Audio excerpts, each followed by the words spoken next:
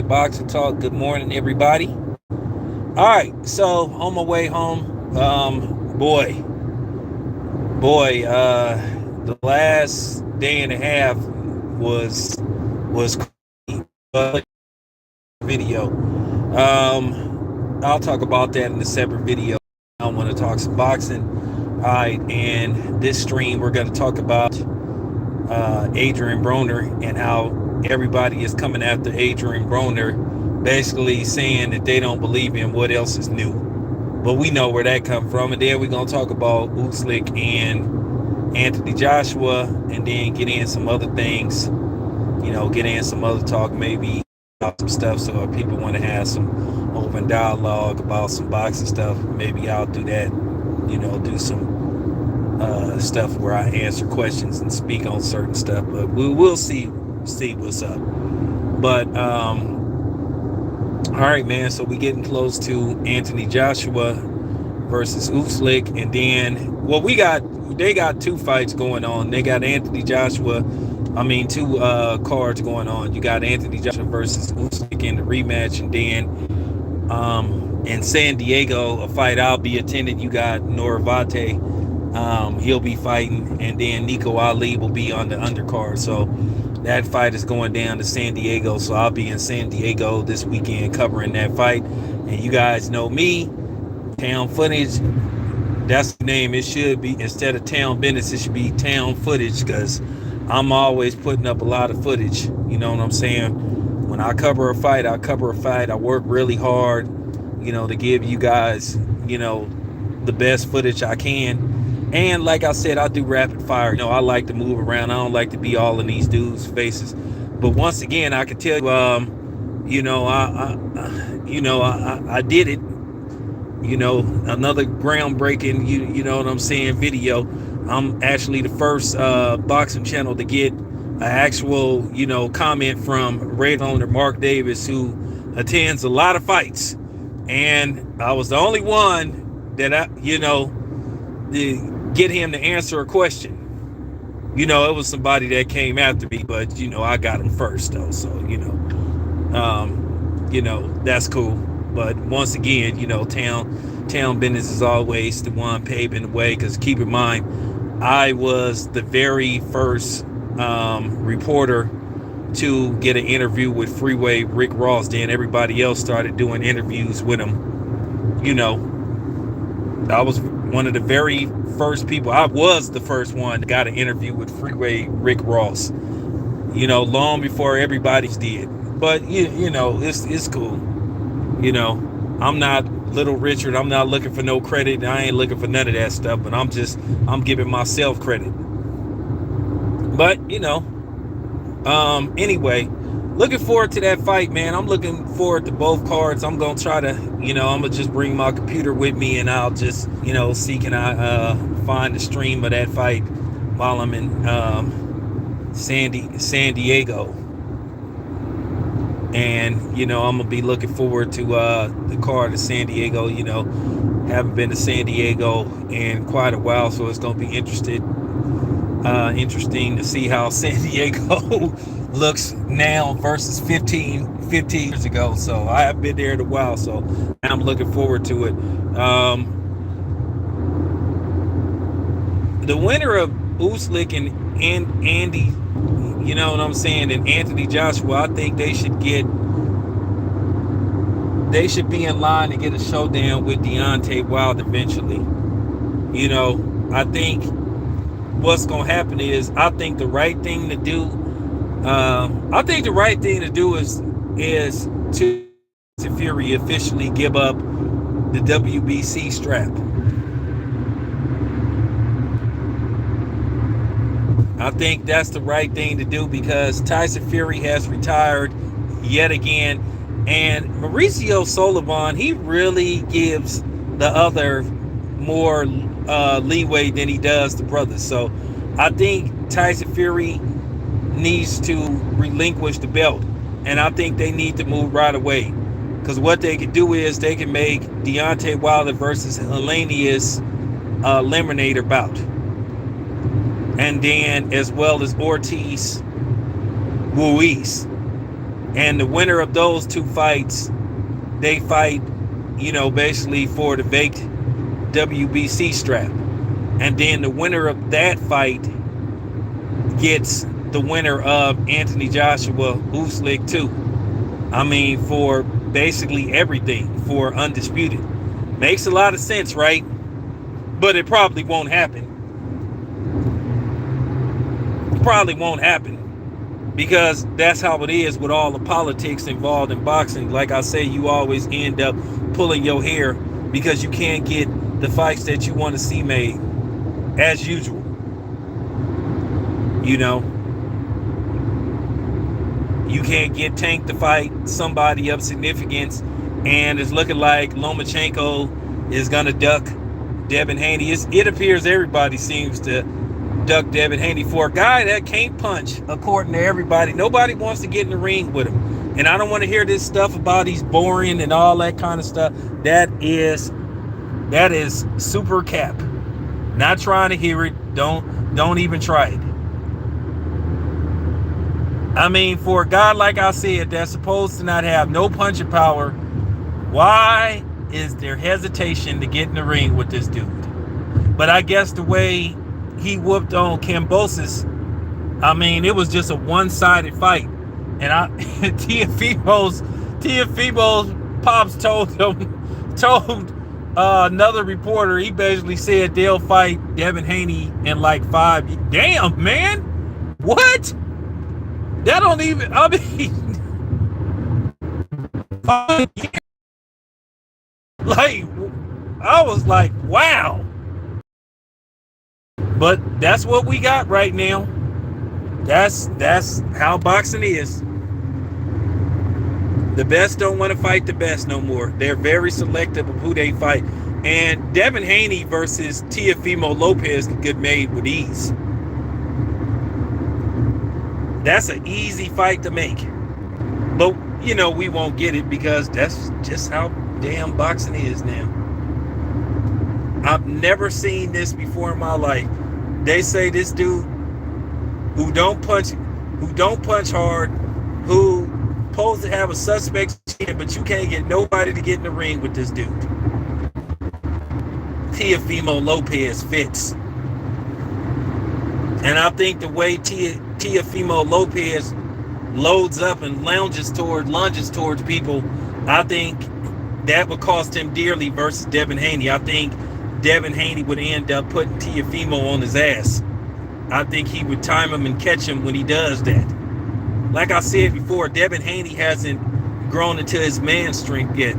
When Devin Haney moves up to 140, I promise you, you're going to see more knockouts. You're going to see more stoppages. He's going to stop more people because he hasn't grown into that body. Just like Bud grew into 147. That's why Bud has stopped everybody at 147. So I'm just telling you now, I think you're going to start to see that in Devin Haney. I think when Devin Haney starts the campaign from 140 to 147, you're going to see more. You're going to see more stoppages. I promise you. I promise you. I think Devin Haney at 140, he might stop Teofimo Lopez. Because Teofimo Lopez has been hurt in a few fights. Because that fight with Lomachenko, there was one round Lomachenko looked like he was on the verge of stopping Teofimo, but Teofimo managed to get through it. Teofimo was in trouble. I can't remember what round it was, but he was getting taken into deep waters with Lomachenko. But Lomachenko was so far behind on the cards, he had to do something. But Teofimo did make adjustments and managed to pull off the victory, because the funny part about it is, to keep it 100, the same time Lomachenko had Teofimo in trouble, Teofimo looked like in the 12th round he was on the verge of stopping Lomachenko. Like I said, I keep it 100. I keep it 100. But him to say they gonna fight Devin Haney in 5 years, I'm like what? 5 years? How about 5 months? But like I said, that's boxing for you, man. That's what boxing is today, man. Politics, not politics, politics, where they play tricks on you, and that's what's ruining the sport. You know what I'm saying? You know, you got people playing tricks with us, you know, on the opposite side of the street, you know, just continuing to play games, you know, just stalling the fight. Now we're in the middle of August, no announcement. And I don't even want to spend a whole bunch of time harping on that. I'm just keeping it 100. I'm just keeping it 100. I don't even want to get upset, because at the end of the day, it's a shame. The obvious is pointing people. The obvious is right in people's face, but you got a lot of cowards that won't call it out because they sitting up worried about getting on a certain person's bad side. He don't even mess with them anyway. So why even bother? Why even bother, man? Like I said, people don't want to hear the truth these days, man. And that's the problem. They mess it up for other people. People don't want to do real journalism. People want to make clickbait videos, lying on their videos and stuff. But, you know, I don't roll like that. Appreciate it. I don't play them kind of games, man, because I work too hard to do what I do. I'm working a 9 to 5, and then I'm sitting up being a weekend reporter traveling to God knows where to cover these fights. And, you know, I'm trying to, you know, give people the best interviews and put out the most official stories as possible. But then, like I said, you got people that mess it up for guys like me. And shout out to the homie World Combat Sports. Y'all go check out his channel. Shout out to my boy Scotty. You know, people out here working hard, man. You know, that's just real talk. And I'm not hating on nobody, but at the end of the day, it's just a lot of that going on. Just a lot of that going on, and I think that's sad. And that's just real talk. But anyway, let me get to the topic at hand.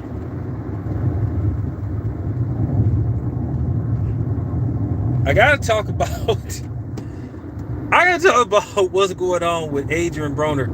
Like I said, the energy always seems to shift when it's somebody like Adrian Broner, somebody that looks like me, that has melanin in him. Now, all of a sudden, Adrian Broner pulls out of the fight with, you know, Omar Figueroa, you know, saying he has mental health. And then you get all these videos made about people saying they don't believe him. He's lying. He just was trying to get out of the fight and all this kind of stuff. First of all, if you know anything about Adrian Broner never ducked anybody. He fought the best guys available. He never ducked anybody. Win, lose, or draw, Adrian Broner fought the best guys out there. He's never ducked anybody. So you can stop it. Omar Figueroa ain't nobody to be scared of. He's coming off of 2 back-to-back losses, so stop it. He's lost 2 back-to-back losses. He's almost headed for journeyman status. You done seen several videos with Adrian Broner calling for help, saying he having issues behind the scenes. And Adrian Broner been talking like that for a minute. You know, this isn't nothing new. He been calling for help, you know, for a while. It's just went unnoticed. I mean, I spoke on it a few times, but like I said before, it's funny when the thing is, Omar Figueroa is a hypocrite. He was talking about he went through mental health issues, but he's sitting up there saying that Adrian Broner is lying. He's out of pocket for saying that. It's funny when Ryan Garcia said he was going through it, which I give Ryan Garcia credit. He said, you know, he's back at Adrian Broner, so I will give Ryan Garcia credit for that, but I'm still gonna hold him accountable for not trying to make the best fights out there, for always pulling out of fights. Because Ryan Garcia got a history of saying he want to fight people and then he pulls out of fights. Like I said, his pullout game is mad strong. So I give him credit for that, for backing up Adrian Broner. So I will give him his props for that. But Omar Figueroa is a hypocrite. So we should be saying he was lying when he was claiming mental health. And when Danny Garcia said he was going through mental health problems going into the fight with Errol Spence Jr., I said, hey, I have no reason to call the dude a liar. If that's what he said he was going through, that's what he was going through.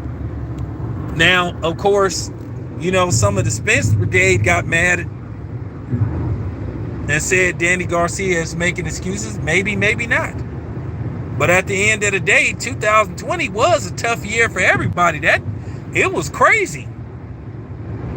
And by the time that fight rolled around, Texas was one of the very few states that was allowing, you know, actual people at events, at least operating at 50% capacity. So, you know, I'm just keeping it a buck. 2020 was very tough. It was tough on everybody. Nobody has seen nothing like that or witnessed nothing like that or been through something like that.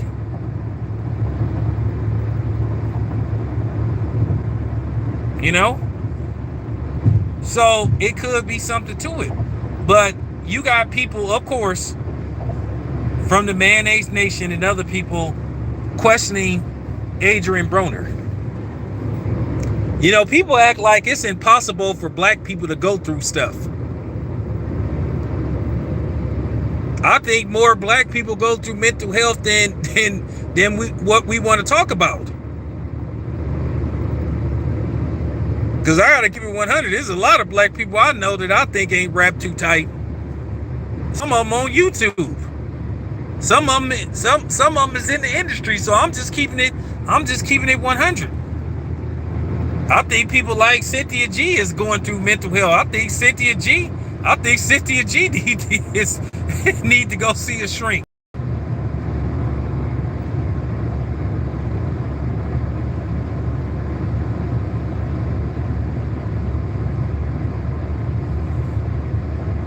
Well, that's what I'm saying about Figueroa.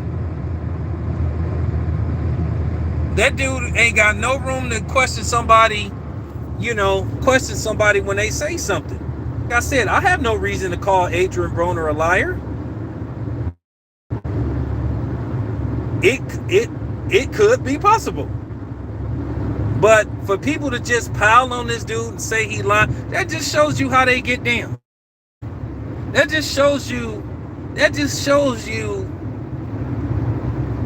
what people think of us.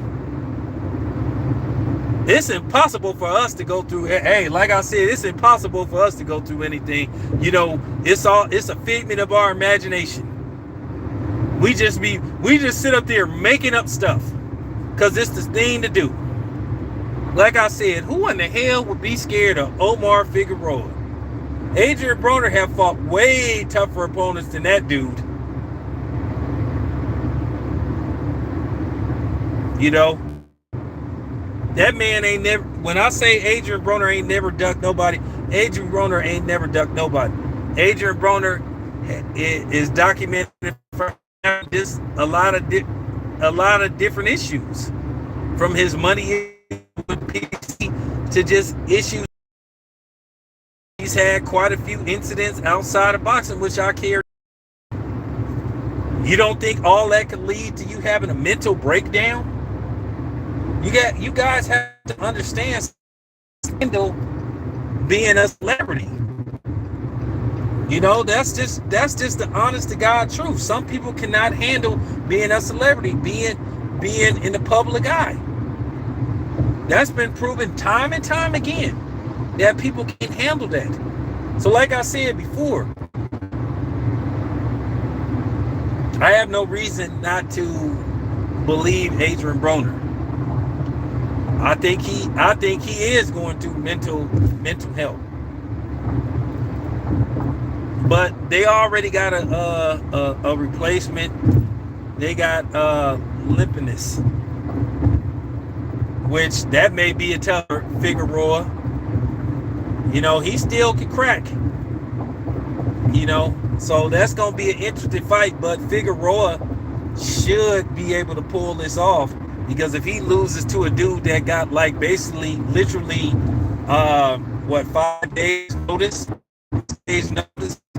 that says a lot about him. That says a lot about him, because if he loses 3 fights in a row, then he's headed, unfortunately, for journeyman status. Not losing three fights overall, but losing 3 fights back to back. Because now they write you off real quick. So he needs to win this fight, or his career is in deep trouble.